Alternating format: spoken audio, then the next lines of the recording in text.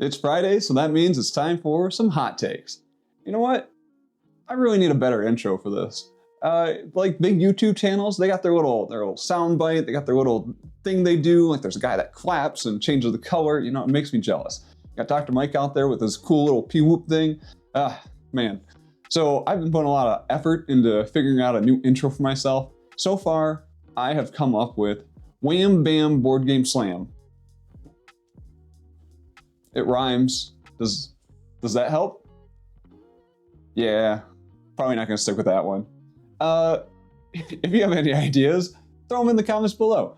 I will experiment around. Maybe I'll get something that feels right for me. I don't know. Whatever. I've wasted too much time already. Let's get into this. Welcome to my channel. My name's Shantz, and I have a fantastic lineup of hot takes for you today. It was probably gonna be way too long. And since I forgot to film my intro before doing my actual hot takes, we're gonna have a nice little sharp cut right here. Let's just move into the hot takes. That's why we're all here, right? And I'm gonna kick things off with a surprise hit of the week, and that's gonna be Tribes of the Wind. Now, I'll admit this is a game that I've thought about buying many times in the past, but I made the mistake of reading some reviews, watching some reviewers. You know, you can't trust us. And people were like, oh, this is a good game, but it has some issues. I was like, I don't know if I want to spend the money on a game that has issues, right? So whatever those issues are. I don't remember what those issues are. So I put my faith in the reviewing community and said, okay, I'm gonna put this one off for a while. One of my friends managed to find it at Barnes & Noble. You can get fantastic deals on some board games at Barnes & Noble. And he picked it up for like 12 bucks, brought it in this week, and we played it, and I absolutely loved it. I thought this was a fantastic game. It landed in this kind of, this light category. I would say the difficulty in it was really the learning all the symbols in the game. Not that they're all really complicated. It was kind of like, oh, what does this symbol do? I'd look at it and be like, oh, well, that makes sense. I should have known that. And then I'd be like, what does this symbol do? Look at it and be like, oh, that makes sense. Should have known that. So I feel like that was kind of just getting introduced to the symbols of it was probably the only real challenge of it. Now, the game itself is kind of a bit of an efficiency puzzle, and there's a lot of different kind of scoring conditions that you can go for. So each player is going to have their player board, and it's a 3x4 square grid. And your goal is to basically plant forests on the grids. It's a kind of a post-apocalyptic setting. So on your grid, before things are planted, you have like these pollution tokens out, and you can see on the background, there's like a crashed airplane, there's a falling apart nuclear plant. So it's kind of like the world has failed, and now kind of you're going the nature route this time instead of the industrial route. So your goal is to clear off those pollution tokens so you can then plant more forests, and then planting those forests will allow you to create villages. Creating those villages is going to have its own little puzzle with it, because you have these people called the Wind Riders, and you're going to be bringing them out on those tiles, but you have to use basically one of the resources in the game is kind of movement. And you're going to be using movement to be able to bring those people from your home base out to the tiles, and you're going to move them around that little grid of yours to fill up the new forest you planted. Each one of those forest tiles will require like 2 to 4 Wind Riders to be able to build that city. And then what's cool is that every time you build that city, you are able to take this goal card, and these goal cards are dual purpose. You can either keep it for an end game scoring goal, or you can use it for like an instant ability. So when you build that city, you have that option of being like, oh, I'm gonna chain an action with this instant ability on this goal card out there, or you slide it under your board as a end game objective that you're gonna be going for. Some of those objectives are gonna have kind of positioning things. They'll say like, oh, have 4 tiles in this row or whatever, like complete this row, and you'll get an extra 8 points at the end of the game. Or have a village in the top left corner, or the middle left or whatever, and the bottom right corner. If you get those 2 positions with a village, you get 11 points. So, or then there's another thing with temples. It'll be like have your temples in the top and bottom of the middle row or something, and you get another 11 points. So that's the type of thing you're doing in this game. And then each thing you're doing is kind of just it's a bit point salady, where you're just gonna be getting points for it. It's like, okay, if you have all your villages built, or each village is worth 3 points built, and then if you have 4 temples built, you get an extra 10 points for the game. If you have 8 tiles down in your 3x4 grid, you get 7 points. If you're down to 0 pollution tokens on your board, you get 12 points at the game. So you're really just kind of choosing a certain types of scoring conditions to go for and seeing if you can achieve them. And I really like this. This is a really good puzzle in the game, and trying to clear those tokens, put down those forests, position your Wind Riders, like doing that whole sequence of actions, I think is very engaging, very dynamic, and a lot of fun. But I am kind of bearing the lead here with this game because the core part of this game are the cards. And this is the part of the game that really makes it shine. Like, if it just had that little puzzle board, that would be a multiplayer solitaire game. It's kind of like, yeah, this is neat, but not really worth playing. But the cards are where it brings out the player interaction. It's not take that. You're not ever attacking anyone, which I think is great. Like, it's hard to find a game where you actually have meaningful player interaction, where it's not like you're attacking another player, you know? So I think what they did with this is just absolutely amazing. And the way the cards work are that the backs of the cards they have the color showing. So everyone can see what color cards you have. And there's 4 colors in the game. You got blue for water, green for plants, yellow for wind, and red for fire. And each one of these cards has kind of a specific type of action it's doing. Like, red's for clearing pollution mostly. You got the yellow, the wind, that's mostly for moving your Wind Riders around. Then green is for planting your forest, and then the blue is for getting the water tokens, which the water tokens are required for planting forest, of course, right? So that's the other main resource you're managing is your water in this game. Now, there is some crossover with some of the cards. Like, some cards can do some of the similar things, like some wind cards can clear pollution tokens for you. So it's not just like each card has its own specific lane. You do have some flexibility with those cards. But the way the cards work is that they will trigger off of what cards are kind of, let's say, out on the table. So some of them are going to say, if you have certain cards in your hand, you get to do the action. So one card will be like, if you have 2 water cards, you get to do this action. And then other cards are going to say, like, if both your neighbors have plant cards, you get to play this card. But the cool ones are really like, if you have less wind cards than your neighbor, then you get to do a specific action. But those cards usually will also say, so if you have less cards than one of your neighbors, you get to do kind of like a weaker action. But if you have less wind cards than both your neighbors, you get to do this stronger action. And I think that's really cool, is trying to figure out how to, well, I wouldn't even say figure out how to, it's kind of trying to figure out what your neighbor's plans are and how you can get your cards to trigger to take those more powerful actions. Because usually I found it relatively easy to trigger that weaker one, like having more fire cards, whatever, than one of your neighbors. That seemed doable because each person had their own little thing they're doing, but doing it for where you have more whatever wind or fire cards than both your neighbors, ooh, now you got to start looking at their boards. You got to be like, they're going to try to clear pollution tokens. So that means they're probably going to be collecting fire cards, which means I'm probably not going to be able to easily get more fire cards than them. So this card might not be useful for me. So maybe you want to go for one of your other cards. Maybe you go for a card where it says you need less fire tokens than your neighbor. And yeah, this keeps you engaged with what other players are doing, what other players need, and you're constantly looking out at those cards on the table, trying to figure out which cards of yours can trigger, which cards of yours you can maximize the benefit for. And it kind of keeps everyone engaged at the table, which I really appreciate in Tribes of the Wind. There's only really 2 downsides I can see to this game. One is with those cards. So because you're kind of watching your neighbors and hoping that they collect the cards that you think they need to get your cards to trigger, this can kind of get you locked out of playing some of your cards. Maybe they're just not getting the cards that you need them to get for you to be able to trigger your card. So at no fault of your own, you have cards that you cannot play, right? That's really the only negative in this, but the game throws in a mechanic where on your turn, if you basically have nothing else to do, there's other reasons you might want to do this as well, but you can always play a temple. Now the temples you basically take and put out on one of your forest tiles, and from there, to play the temple, you have to discard 3 cards from your hand. This is basically a way for you to just burn cards. You just say, okay, well, I can't really do anything with my hand right now, so I'm just going to put out a temple, throw away 3 cards, and then draw 3 new cards. And hopefully that gets you into a position where you have something you can now do with your hand. I would say this actually happened to me very first turn of the game. I was first player, opening move, I looked at my card, I was like, I can't do any of these. like none of these are effective. I don't meet the requirements for any of them right now. So my first action in the game was playing a temple, burning 3 cards, and drawing 3. I can see that being a bit of an annoyance for some people. And then also the fact that maybe you're looking at your neighbors and you're like, just take a plant card. Like, please take 1 plant card. I don't know why you don't have any. I need you to have one so I can do this action. So, and like I said, that's just totally out of your control. To me, this was part of the fun of the game. That's the part that I thought was really entertaining, really fun, trying to plan around what your neighbors are doing and just being frustrated with the fact that, like, oh, I needed you to have less fire cards than me, but you just burned all your cards and you drew 5 fire cards. So now this card is useless to me. So I found that part of the charm in this game is kind of dealing with your 2 neighbors.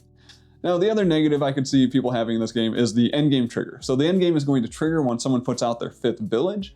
And this runs into the problem I have with a lot of games in this category. Like, I throw harmonies in this category, where players can kind of be going for different strategies, and some of those strategies can play out at a little bit different rates.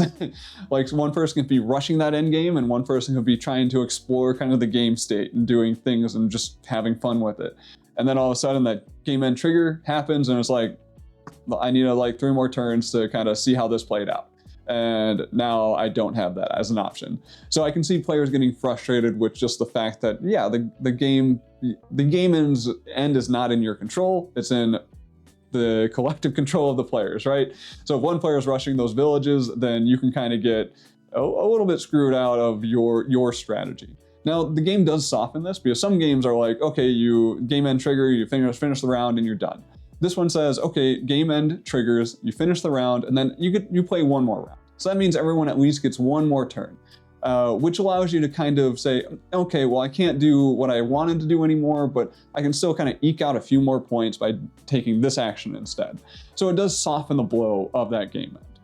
And yeah, overall, those are the only 2 negatives I really took from this game. Like I said, the only other one is really just learning the symbols, or learning what everything means in the game, but it's not super complicated, so I don't think that's a huge issue.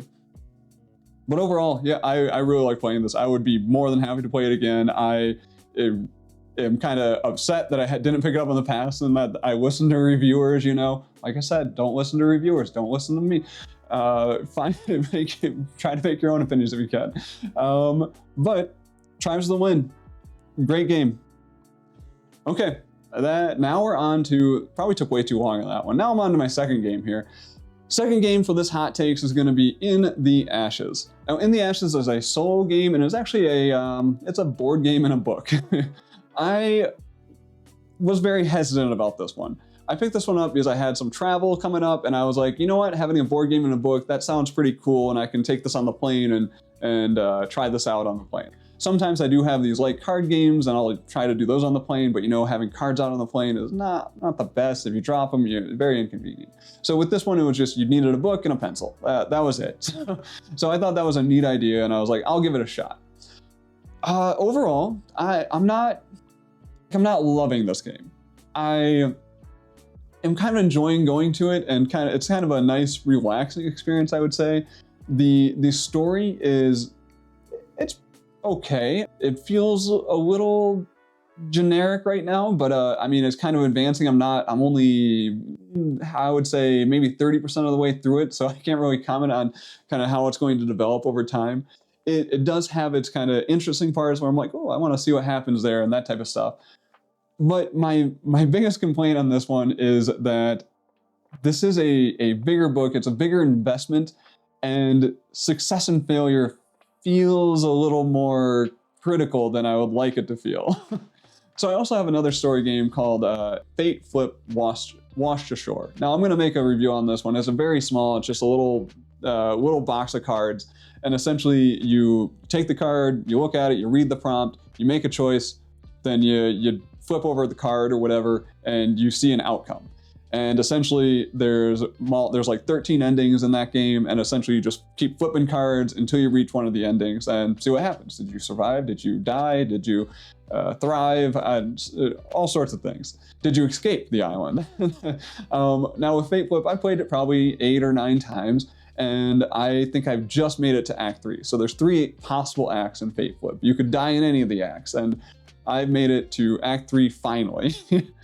But with this game, like with Fate Flip, I keep revisiting it because it's light. I like the story. The prompts are just enough to kind of bring me into that narrative that I'm building out. And my choices are not, they have consequences, but they don't feel consequential. This is because like, I know that I can just reset the game and do it again.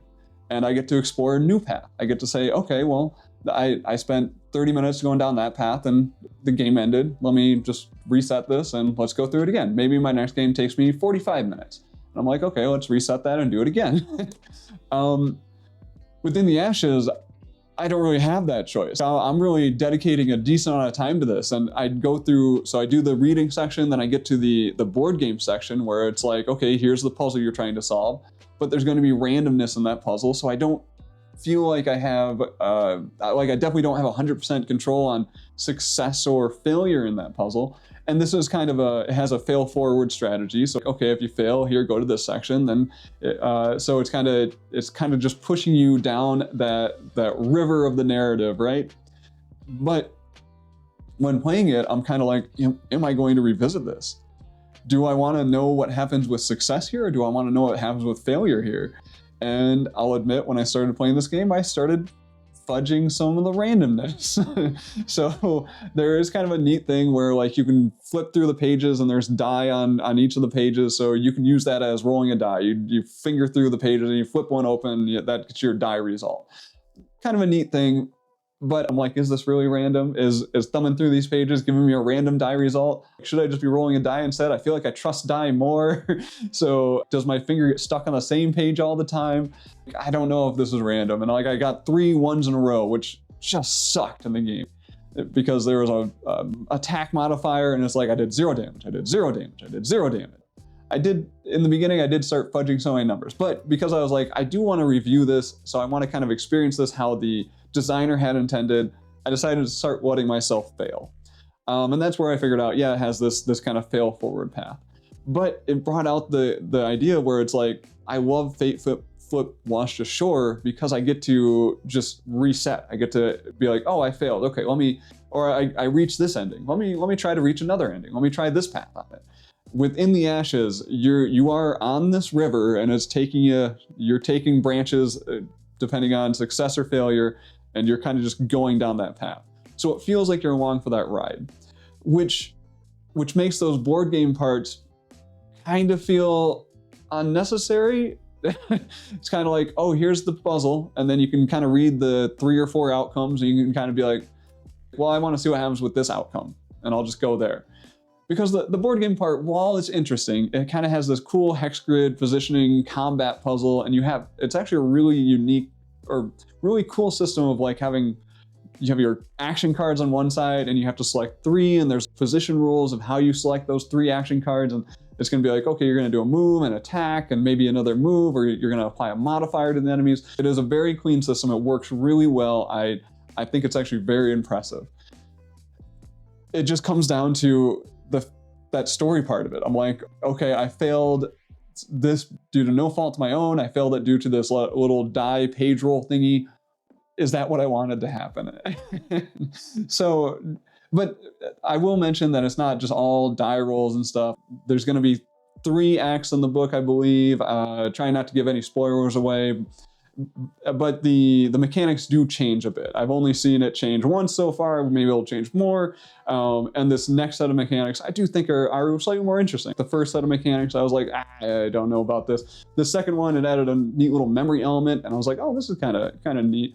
So there are some really neat things, and I do still like pulling this out and playing it, taking it to a coffee shop and just sitting down, having some coffee, reading the story, messing with the puzzle a little bit, going on with the story. And now I'm kind of just accepted that I don't need to succeed at this. It's a kind of a choose your own adventure, but it's more of a read, do your little puzzle, see what happens, and take it on to the next path. So I feel like I've kind of accepted that I'm along for the ride at this point. I'm not really in control of the story. I'm just kind of along for the ride. Which I think if you go into it with that, I think this will be enjoyable. Because like I said, I enjoy playing on the airplane while traveling. I enjoyed going to a coffee shop, just having some coffee, sitting there, and just having my pencil and the book. That's a pleasant experience for me. So yeah, right there. I'm not giving this a glowing endorsement by any means. I don't think this is the best kind of story narrative game I've played. I don't think this is the best solo game I've played.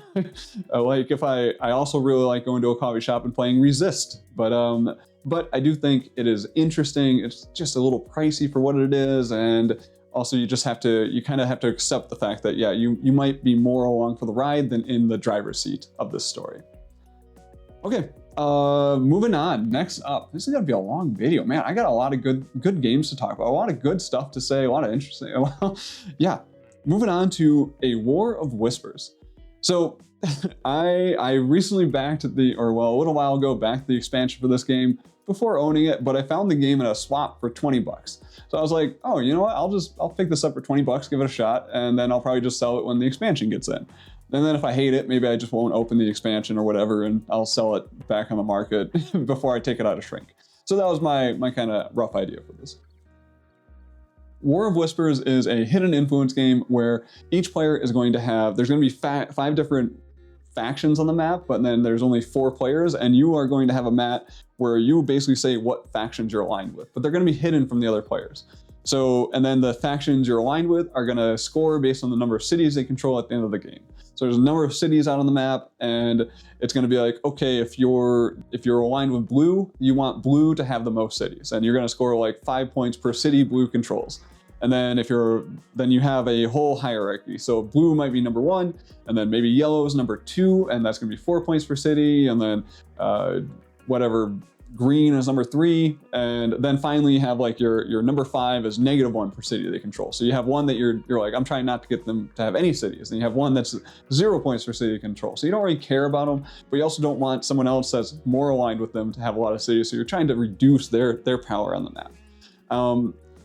So I really like these hidden influence games. I think they're fun to try to manipulate the map into your scoring conditions without kind of revealing what your scoring conditions are. You're trying to kind of keep your head low and be like, ooh, I don't want to reveal too much too early, because then people will know how to kind of counter me. You're trying to hide those intentions so you can kind of avoid those counters in the game. And this was a really good one. I like the action selection system in this one, because the board is circular, and you're going on the circular board. There's basically council positions for each one of the 5 factions. And I think there's maybe 5 council seats for each one of the factions. And on your turn, you're just going to take one of your agent tokens and you're going to place it on one of the council seats of any of the factions. And then every round, you're gonna do this in turn order, and everyone gets to place out a total of 2 agent tokens. And then you're going to go through and you're just going to do the actions, and you're going to take this little token and you're going to track the outside of the board. You're going to do the actions in the order in clockwise order around this board. Now what's cool is that you're going to take the action that you are in the council position for. But if there's an empty council position, it's the player further clockwise that is going to also take that council position action. So you could take, like, if no one else goes in, let's say you're doing the brown faction or whatever, and you go in the most clockwise position on that brown faction, and no one else decides to go in brown faction, that means you get to do all 5 actions for the brown faction, which is really cool. It's you're like, okay, well, I get to do all of these. Now, if anyone else places a token inside that brown faction, like wherever they place it, they're gonna steal some actions from you, basically. So figuring out how to manage where you place your token, I think this is a really cool puzzle. It's like, ooh, well, I want to take this action, but if I place it further clockwise, I could take this action plus that action, but then I'm leaving that action open for someone else to take. So trying to figure that out is a really neat part. And I would say the first round of the game, because there's going to be a lot of open spots, there's a lot of freedom, and it's kind of difficult to figure out what's going to be the best option for you. Because what's going to happen going into the next round is, at the very first thing everyone's going to do is, in player turn order, everyone's going to remove one of their agents from the board. But you leave one agent out every round. So every round, you're going to be building up the number of agents you have out on the board. And by the time you get to the round 4, basically every spot on the board is going to be taken. And that whole clockwise thing is not really going to matter at a 4-player count, at least. You're basically all council seats are going to be taken. And this is something where, okay, now you're like, oh, from round one, maybe I need to plan out where I want to kind of guarantee myself a location, because you're going to be leaving one out per round, which means, yeah, you're gonna care about where you actually leave these people. And then you're going to add another 2. So on the first round, you're only going to be having 2 agents out. Second round, you can have 3 agents out. Third round, 4 agents out, and so on, right? And once again, you're trying to keep your intentions hidden, but you're also trying to manipulate your armies into winning. And I found this to be a really cool puzzle, because it's like, okay, well, I'm going to try to, maybe I have green, I'm trying to get to win, so I'm going to choose the action that allows me to add armies to the map. Maybe I'm not going to be the attacker, but I'm going to add armies to the map. And then I'm going to need to take control of the red faction and have them attack the brown faction to weaken both red and brown, leaving it open for green to kind of move in to take over a city. I'm basically trying to clear the path for green and make the action for green seem kind of obvious to the other players. As long as someone doesn't like totally hate green, maybe I can get them to do the attack action to have them take over the city. So maybe I can kind of manipulate the board state into getting other players into kind of doing the things that I want them to do. And I found this to be an awesome puzzle, because it's like, oh, well, okay, I'm also gonna add yellow to the board. And yellow I don't really care about, but I don't really want to do great. So you know what, I'm just gonna dump a bunch of their troops into one region. Like, yeah, I'm gonna look like I'm supporting them, but you know what, I'm gonna dump them into one spot. This makes it hard for them to really expand and grow, because now they're kind of stuck in one area. So overall, and it's just very simple. All the actions are very simple. They're all very straightforward. And then there's a way to get these kind of cards for each of the faction, which gives you a little bit more flexibility and gives you some interesting options. Like, there's some cards that are just like, usually you can only attack adjacents. But there are some cards that are just like, oh, use this card and then attack anywhere on the board with this faction or whatever. So I think that the actions being very simple and kind of the manipulation being incredibly well designed with this whole clockwise circle thing in your agent tokens, it all comes together in a really nice package. I would say this game is going to be one of those ones that benefits from multiple plays. I feel like that's probably true of a lot of basically all Hidden Influence games. But I'm really excited to revisit War of Whispers, and I'm actually even more excited that I have the expansion. I just got the shipping notice on that one, I think, yesterday. So yeah, War of Whispers, first play. I'm saying this is already a game that I really enjoy, and I want to return to the table. Okay, next up, we are actually moving on to another Hidden Influence game. And this is going to be, it's a much bigger box. This is going to be Veiled Fate. Now, Veiled Fate is one I backed when they came out with the expansion for it. I think it's the Tribunal expansion. So I played Veiled Fate and Tribunal expansion's modular, so I played the base Veiled Fate with one of the modular expansions, which was the Hadria or Hadaria or something. I'll put it up there. But this adds in a component that I think fixes one of the game issues, which I heard from some other reviewers. And I can see why. Like, I don't think I would want to play the game without this expansion. But in Veiled Fate, so I played it at 5 players, and the game does change once you get to 6 and 7 and 8. So at 5 players, everyone's going to be dealt their own individual demigod card. And essentially on the board, there's going to be, I think, like 9 demigods or so. And you have like a central city, and then another circular board where you have all these regions around the outside of the board.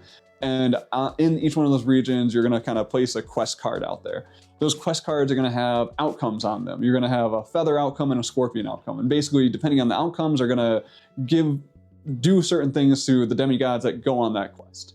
So the game is that you're going to be dealt this demigod. Remember, there's like 9 out there and only 5 players. So you're going to get this one unique and demigod for you. And that's the demigod you want to have the most points at the end of the game. So you're trying to basically figure out how to get them renowned. So you're going to send them on quest. And basically, that's going to be one of the core parts of this game, is moving those demigods around. And you're not in control of any individual piece. You can move any demigod wherever you want. So maybe you're trying to, once again, hide your actions and be like, oh, I'm going to move this demigod over to this quest. And then maybe you're like, okay, well, I'm just going to move my demigod over to this quest. I don't want to let anyone know that that's mine, though. I want that one just kind of be like, oh, don't worry about him.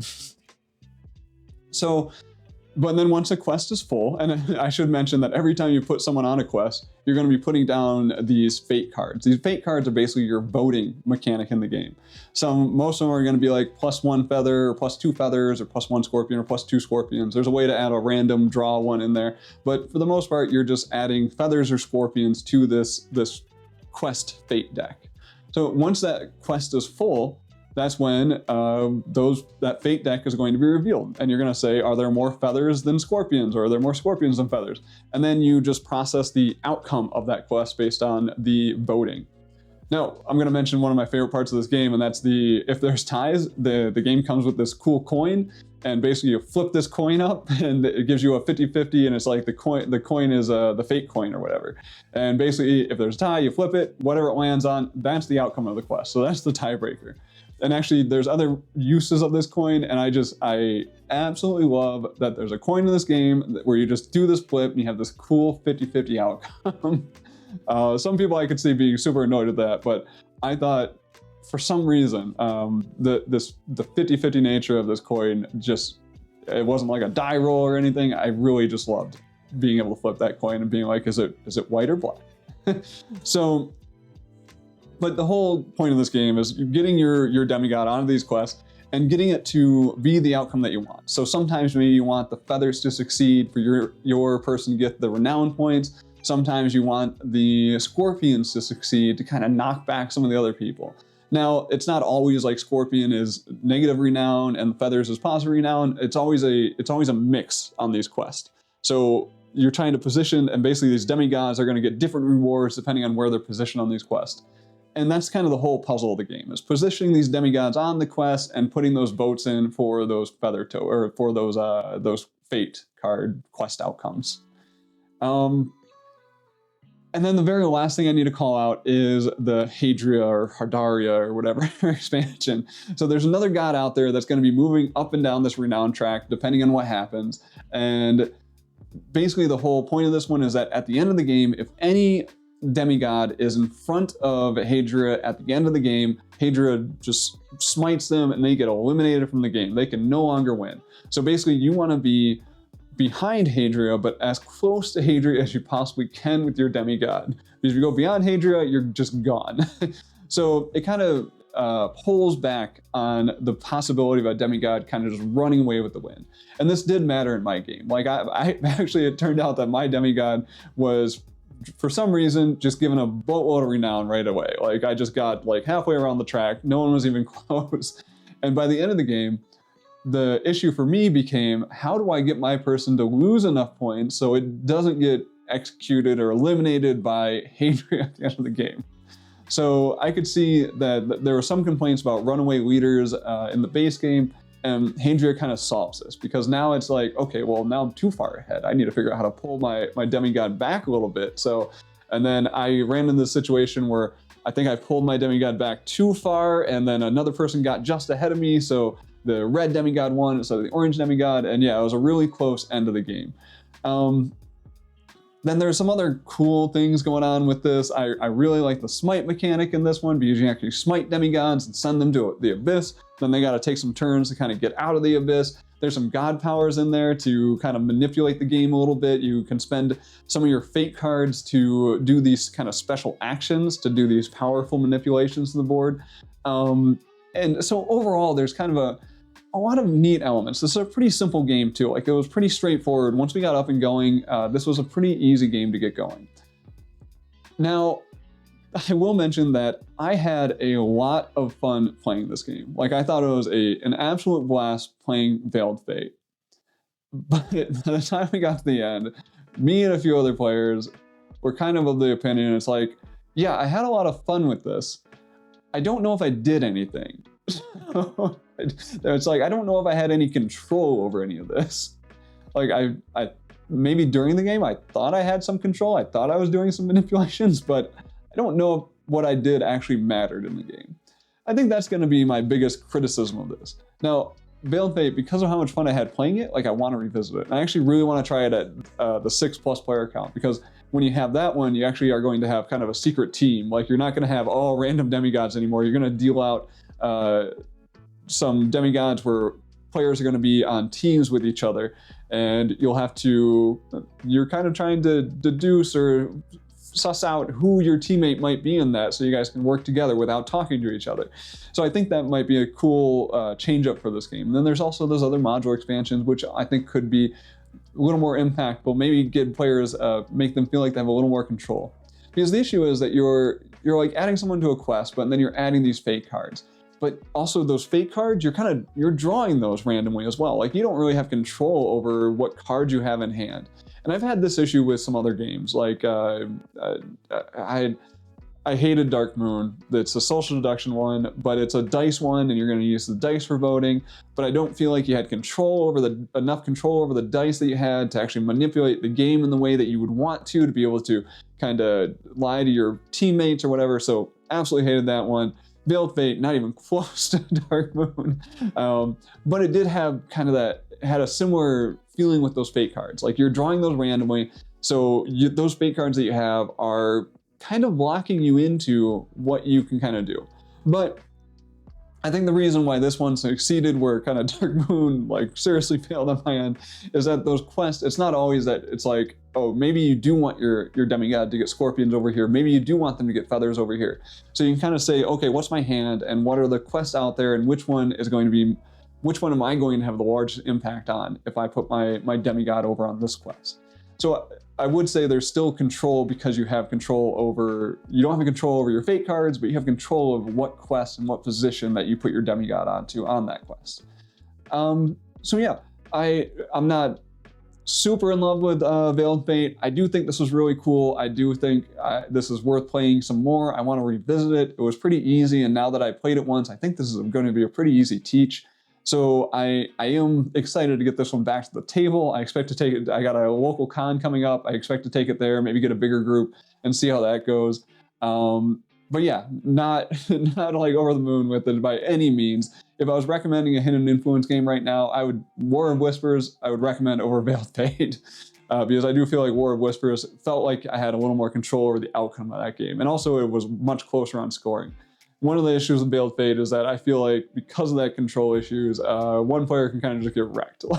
like the end game score was, I think one person had 0 renown with their demigod, and the winner had something like, I think 8 renown with their demigod. So that person stuck at 0 could kind of just feel like everything they're doing is pointless and the game is not going anywhere for them. So yeah, Veiled Fate, I can see having some pretty negative experiences if players have, and they don't like that chaos, they don't like that lack of control. Okay, on to my final game, and man, I should check the timestamp for this video because I feel like I've been talking forever on this. Maybe I should have chosen some shorter games. I need to get better at, distributing my games, but I played so many good ones this time. This is gonna be a 2-player one. This is Line of Fire Burnt Moon. So this is a lane battler based on the Undaunted game system. Now, Undaunted, I don't have a ton of experience with. I just started the Undaunted Stalingrad campaign with a friend. I think I'm going to be playing that so I played it on Thursday. And Line of Fire was kind of an interesting idea for this one because it was a 2-player small box lane battler game. And I really like kind of these small box 2-player games. And the Undaunted system is pretty interesting. And so it keeps a lot of that with this game. Now, Undaunted's weird because you're doing this deck builder and you're gonna be placing out these units and then you're gonna be attacking the other person's units. But what's weird about this is that when you attack someone's units, it's like, okay, I attack this one over here. And they're gonna be like, okay, that's cool. They don't actually remove that one from the board. Well, not yet. They're actually gonna look in their hand first. They're gonna say, do I have any of those matching cards in my hand? And then if they don't, they're going to look through their discard. Do I have any matching cards in my discard? If they don't, they're going to look through their deck. And then they're going to find, if they find one, they basically are going to remove that from their hand, deck, or discard or whatever. This is because the units that are out on the board, their strength is kind of represented by the cards that are in your deck. And there's actually going to be a supply where you can add other cards into that deck. So like you can be like, okay, I got one of those out right now. I'm going to reinforce it by adding in these other cards that match that card into my deck. That way you have a little more survivability for that unit. That unit can stay out in its lane. And this is the same thing for the Undaunted system. Like you're going to have a token representing the units, and essentially those tokens, when they're hit, you're going to find a matching card from your deck and remove it. So the same exact thing is going on here with this Lane Battler. But it's definitely something that's weird to wrap your head around the first time you play it, where it's like, oh, I attacked that one. And it's like, well, it's not gone. You're just weakening the other player's deck. And yeah, you're trying to figure out how to, okay, I need to make sure I have cards in my deck to make sure that that player can't just easily eliminate this, because once cards are killed, they are removed from the game. They are trash from the game. And in this version of Undaunted, if you run out of your ones that can give you control of the lanes, because there's only one card or one type of unit that can actually give you control of the lanes, which is kind of the end game goal, is getting control of 8 points worth of lanes. If you lose all of yours, you can't win anymore. So the game is over.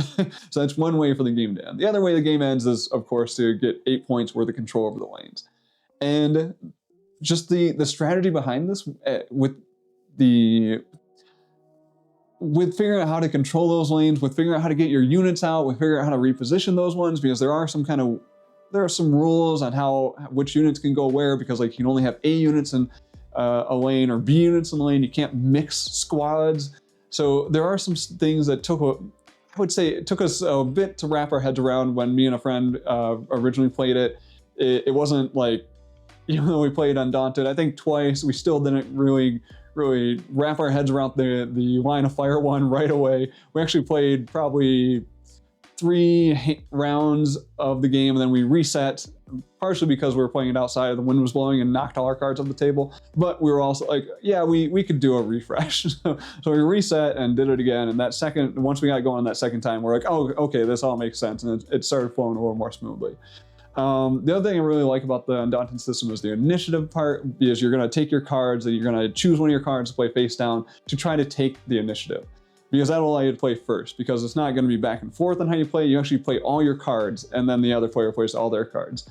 And then that initiative is going to be a tiebreaker thing. So maybe you want to play one of your high cards to take control of that initiative, but your high cards have the more powerful actions. So you're kind of sacrificing some powerful actions to be able to do your actions first. But if you don't do your actions first, you run the risk of that other player attacking you. And remember that you're going to remove cards from your hand if they attack a unit that's out on the board that matches cards in your hand. So you can actually be at risk of losing some of your actions if you don't take the initiative. So it has this really cool puzzle to it. Overall, just from that one play, this has become one of my favorite 2-player games that I've ever played. I really, really like Line of Fire. It's probably one of my #1 lighter 2-player games. It's right up there with like Wizards of Grimoire as my dueling game that I really like for 2 players. But I'm really excited to revisit this one again. If you played Undaunted, I bet this would be an easy hit for you. If you've never played Undaunted, this might be a good intro point, because like Undaunted Normandy and Africa or whatever. I've been wanting to play those, but I mentioned that the war games don't always capture my attention. I'm not a huge fan of that World War I theme, World War II theme, whatever. The old war games, they just don't really capture my attention. So this Line of Fire, the sci-fi one with the drones and stuff, that's what got me into this. That's what got me engaged. So Line of Fire, another one out of this 5 that I mentioned that I had a fantastic time, and I'm really excited to revisit this one as well. Okay, so that's going to do it for my hot takes. Just a quick wrap up here, because I like it, just in case you skipped all my talking, you didn't want to listen to my voice. I like giving you just a quick rundown of what I went over. So Tribes of the Wind, absolutely loved it. I really like the puzzle in this one. I really like the card play system. I highly recommend checking this one out. I actually thought about trying to buy it myself after playing it. But since my friend owns it, I'm going to put that off for a while and just hope we get to play it more. Next up, In the Ashes, solo board game, book game, yeah. This is one where I'm having a good time just kind of enjoying the river that I'm going down with it. It's kind of chill and relaxing if you kind of just accept the fact that maybe you don't have as much control as you want over it, and you're just going to enjoy the story a bit. I don't really recommend this one. It's really, are you into those narrative games, and are you willing to kind of let go of the idea of kind of winning or losing and just kind of go down that journey, the journey that the designer has kind of put there for you, and just enjoy that process. Then finally, next up is War of Whispers. This is a hidden influence game. I absolutely love my first play of it. I think it has a really cool action system, and I really like the system of the game. I didn't mention in my review, sorry. I meant to call out that the retail version, I do think kind of sucks. That's because it has the cities and all the places that matter printed on the board. They're really hard to see when you have cubes out there because the cubes are covering up the things that actually matter, so you gotta move cubes around all the time. The deluxe version, way more expensive, but comes with minis for like the cities and the farms and the towers. And I think this is gonna improve the playability actually a lot in this game. So that is kind of one downside of this one, is the retail version kind of garbage with those printed on features with the board, which is unfortunate. But I did have a lot of fun with this game. I'm very excited for the expansion I got. I'm very excited to get the deluxe version as well. Veiled Fate, a lot of fun playing this game.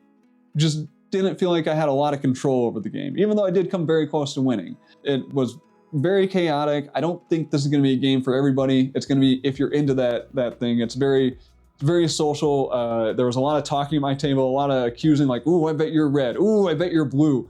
So if you're into kind of that type of game, I think this could be a hit, maybe interesting for you. But they didn't knock it out of the park with Veiled Fate for me. So I am excited to revisit it though, especially at higher player counts. Then finally, Line of Fire Burnt Moon. This is 2-player Undaunted system. It's a lane battler. Absolutely loved it. I really want to play this one again. This is probably one of my top 2-player games. It's definitely my top lane battler game for 2 players. Really excited to revisit Line of Fire.